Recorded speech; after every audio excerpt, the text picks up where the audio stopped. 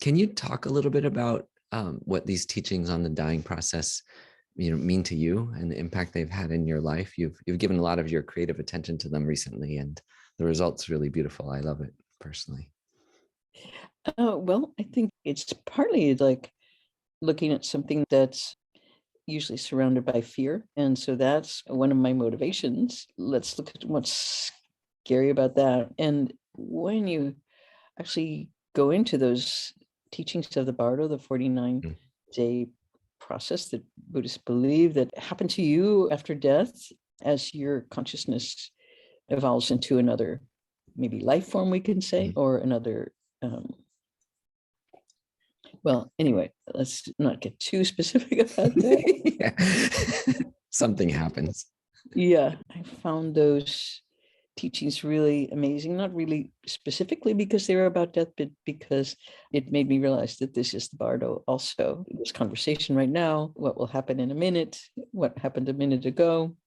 And I think the most extreme part about that is what happens to death, and in a way, the easiest way to see it. But that when you start really thinking about what it is, you realize you're already in it. So, surprise.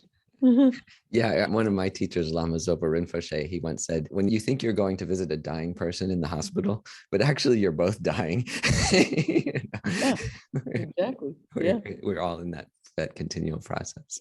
Yeah, in one step or another, we're in the process of being reborn as well as dying. And so it is a kind of tipping back and forth.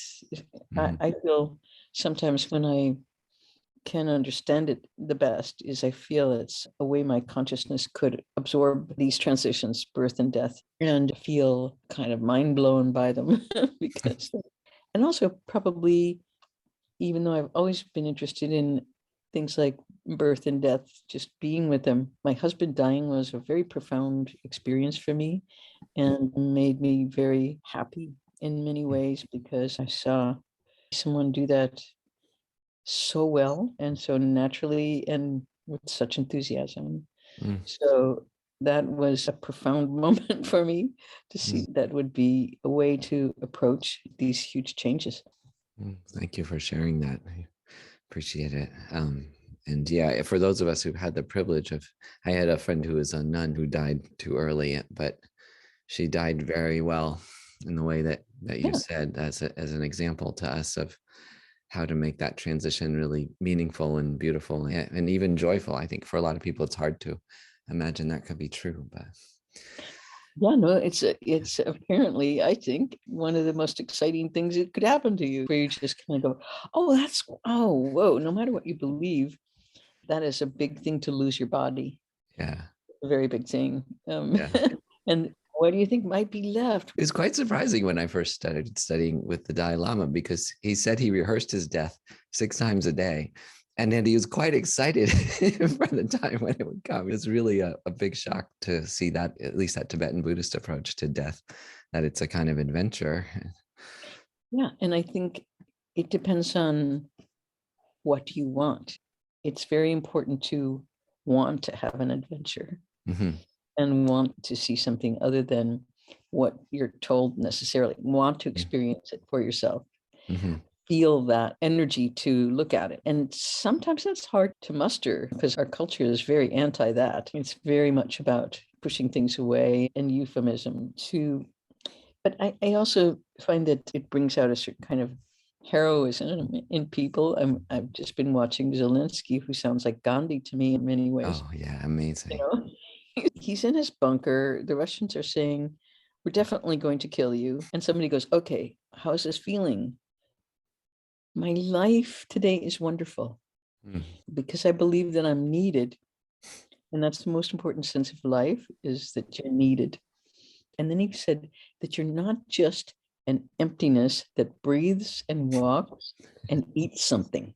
I was like, wait, who wrote that? That sounds like Allen Ginsberg or Gandhi or somebody like that. Suddenly was like, okay, this guy's, is he a Buddhist? Yeah. Emptiness that breathes and walks and eats something.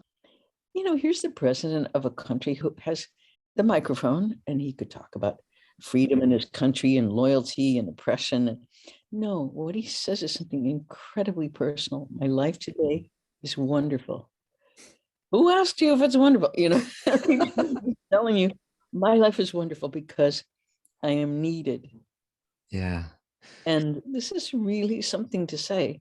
This is somebody who has gotten beyond some borders there, who's really talking to people, not spouting stuff about freedom and oppression, this and that.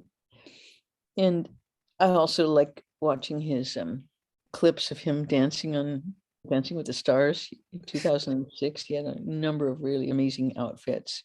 Oh yeah, I saw him doing the Single Ladies music video yesterday. An old clip. That's amazing. He's incredible. Yeah. A very joyful person who is understanding what is going on very well. Yeah. And helping people. And that's the other terms of the big things that I guess Buddhism can give you is not just your sense of relief of your own pain, but the sense that you dedicate everything that you do to all beings. Mm-hmm. I suppose the thing I appreciate the most about learning Buddhist principles is the incredible freedom that it gives you. Yeah. You're nobody's slave. Yeah. You may be your own slave, but you can fix that.